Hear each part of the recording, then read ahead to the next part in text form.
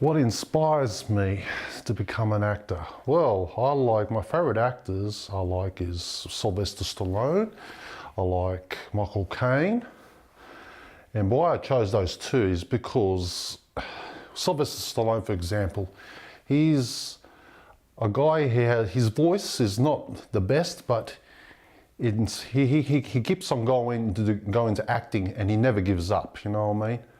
And like especially the Rocky film, he did the Rocky film. He had a very, very low accent, but wasn't really attractive for a good voice. But he actually made it. And that was a very good inspiration. I like to be similar like him. Like it doesn't matter what you do.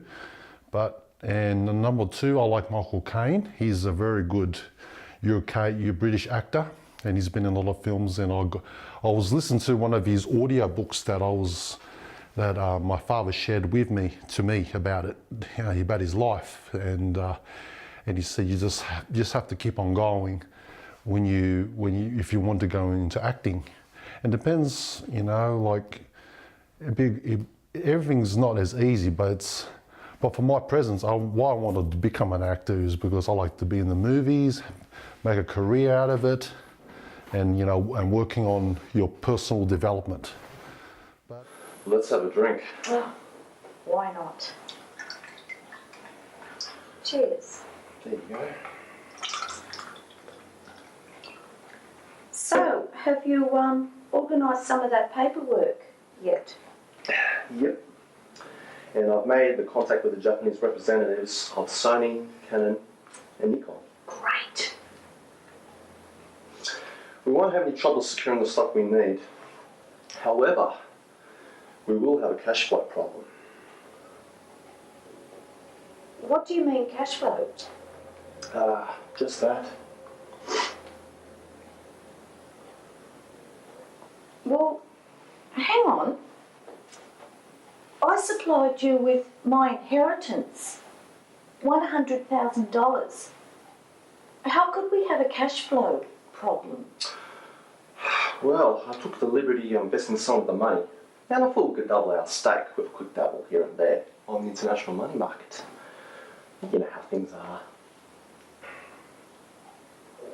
Oh, hang on. What do you mean, our money? You're talking about my money. Hey, we're partners, aren't we? Your money, our money, my money. What's the difference? What's the difference?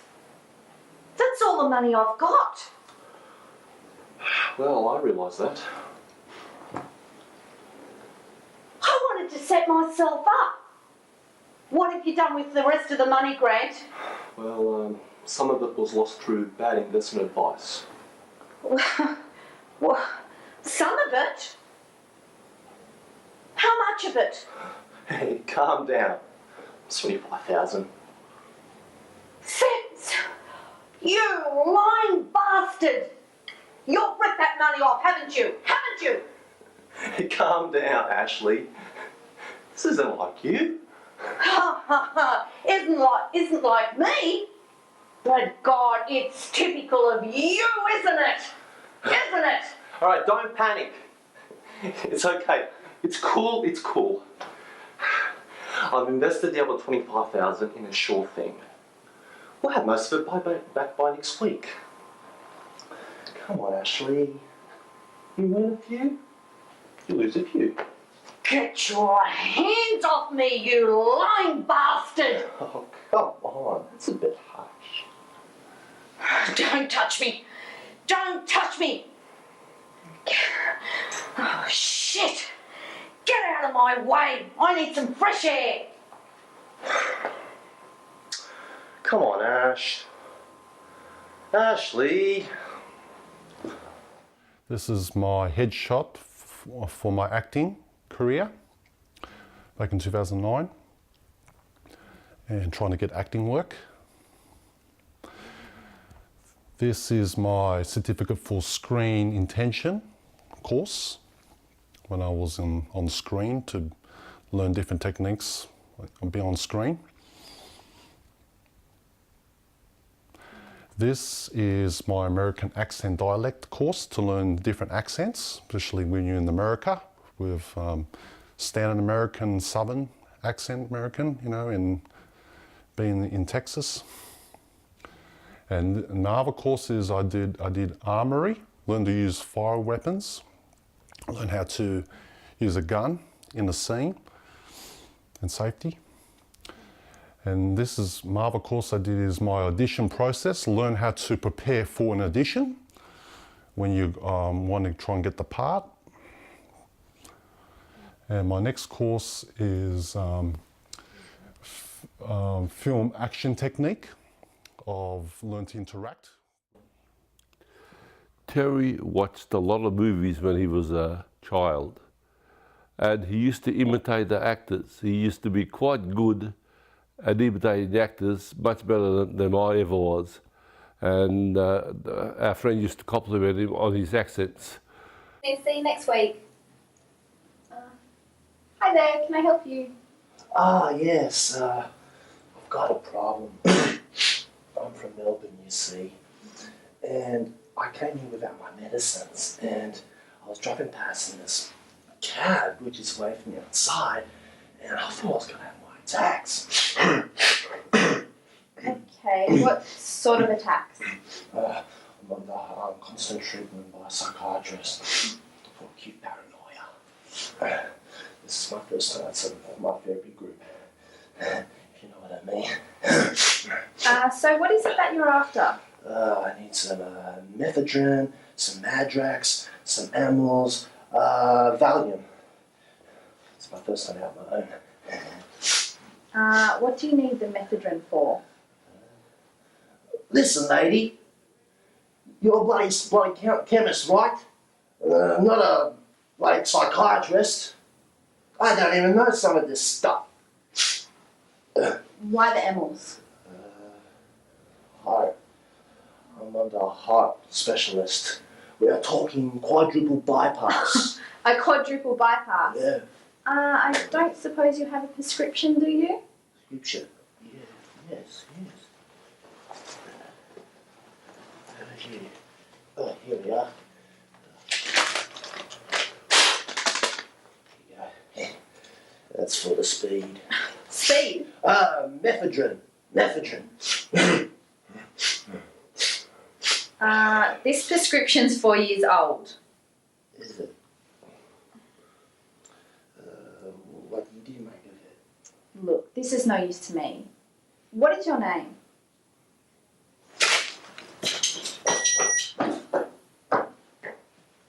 But at the moment I'm learning now, still learning, and I still haven't been going up the ladder, but I'm still learning. But my goal is I'd like to go for my future as an actor and get into productions and movies, and so.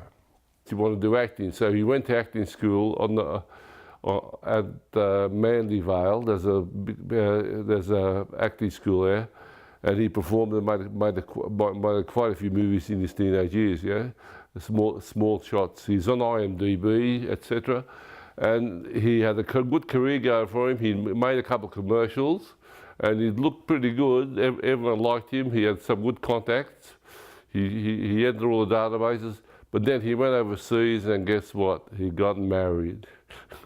And that ruined his career. That stuff his film career in the spot.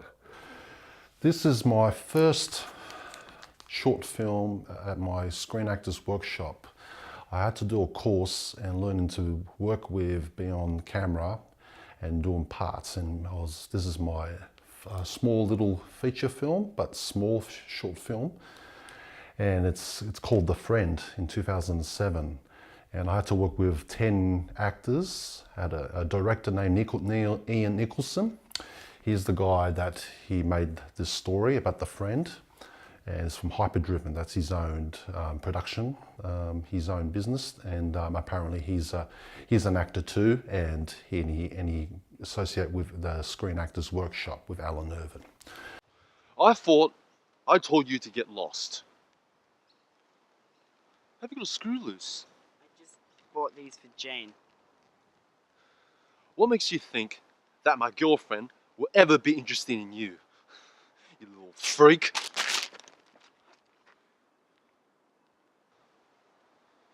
You're just a bloody kid. Now, get lost! You psycho. If I catch you here one more time, I'm calling the cops.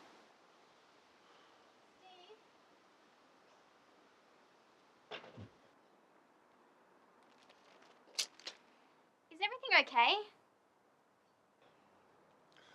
It's just that stupid kid from next door. Why, you could help. Why can't you tell him to piss off? About this film is I had to play a small part just to give me some experience with being on different locations, preparations, working with the crew and the actors in your part. The kid that liked the girl, that he called some ghost entity, and that's called his friend. And apparently I got murdered and then after that, then when I died, there was the detectives and it keeps on going with the moral story of trying to solve what happened to me. This is my second short feature film called Dead Minds. It's a great film and it was the next level up of my experience in acting. I play a guy named Steve in that film and I become a zombie. And I worked in a different level with a different storyline in that film, Dead Minds, is that we had to use effects, blood, stunts, not too dangerous stunts, but experiencing with driving the car, different locations. Oh, come on, mate. We're just friends, that's all. You know, I still like her. I want her back. And you know as well as I do, she's not interested. Look, forget her. Let's get a drink, eh? Are you coming or what? No, I'm good. Thought you were my friend.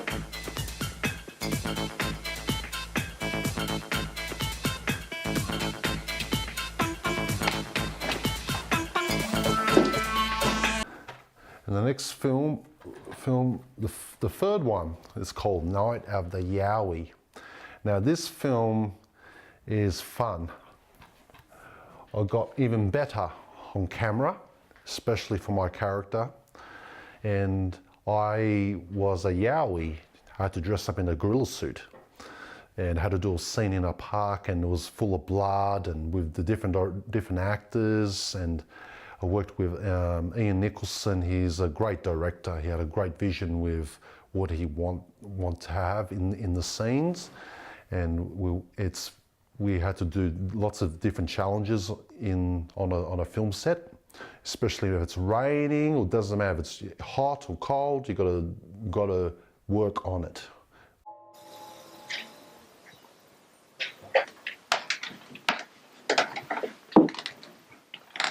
Troy, can we ask you a few questions?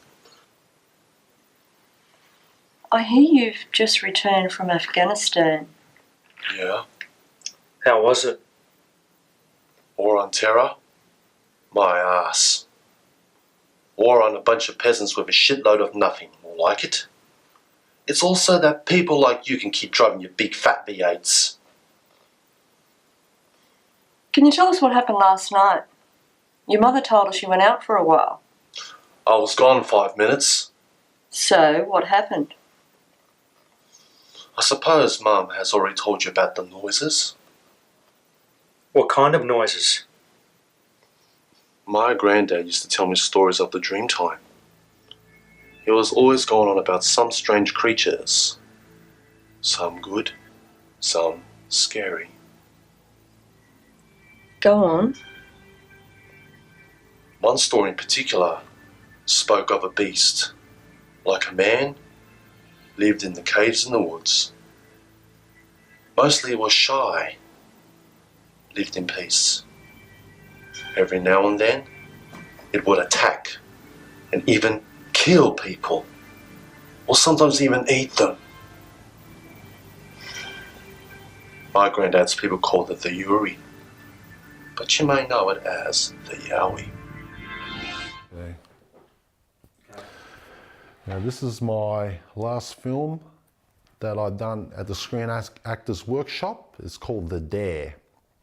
Now this is directed by Alan Irvin. He's the owner of the Screen Actors Workshop, and this is one of my latest short, that was my latest short film I've done with him.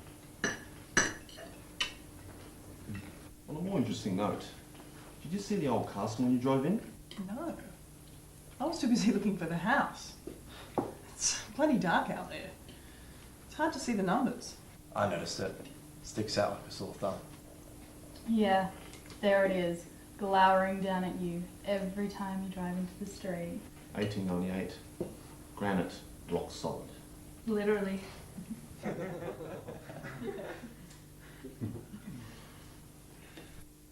Thinking of buying the place, are you?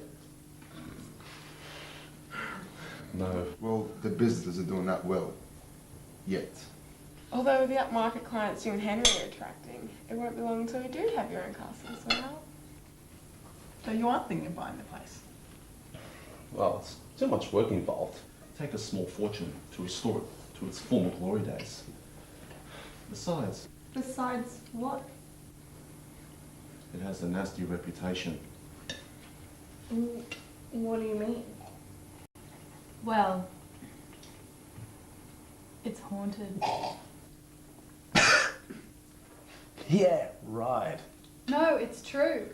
The neighbours warned us about it before we moved in, which of course prompted Henry here to go and investigate the property at the first available opportunity. About 6 people that we had to do a dare on 2 people that want to stay for the night at the castle, and it's a haunted place, but it was great little budget. We had to use one location is the school itself, and my teacher Alan Irvin put a special effects into that film. It was only one location. It's really unbelievable, but he's got stock footage, everything, and he's been teaching us new techniques when you make a little short budget film, very small, in a location that you think you're anywhere. So I like music. I play guitar, and I have about 6 guitars that I collect. But when I was about 7 years old, that was my first guitar my father bought me. Now one day we were visiting my cousin Ray, who was a professional musician. He was a bass player in a few bands in Sydney at that time, and he was a bit short of cash, and he offered his Fender guitar for sale to us. I ended up buying the guitar for $150 in those days for Terry. Terry was about 8 at that time. The song is called Heart of Gold. I was inspired this artist named Neil Young, and this is how I learned to get into guitar. Enjoy.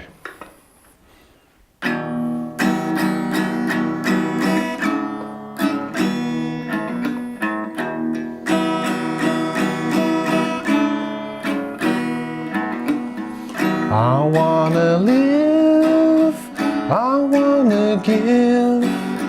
I've been a miner for a heart of gold.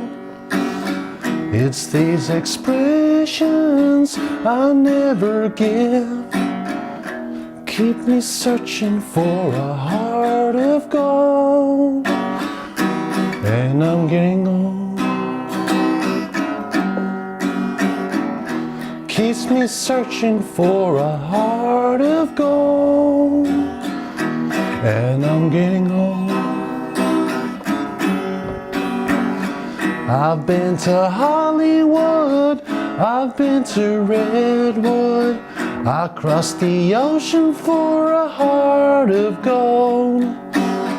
It's been in my mind, it's such a fine line. This keeps me searching for a heart of gold.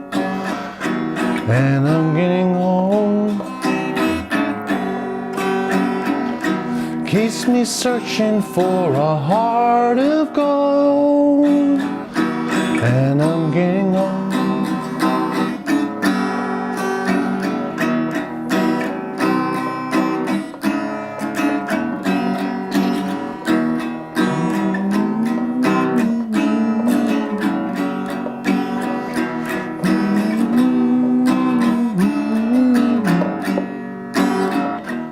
Keep me searching for a heart of gold. Keep me searching and I'm going old. Keep me searching for a heart of gold. I've been a miner for a heart of gold.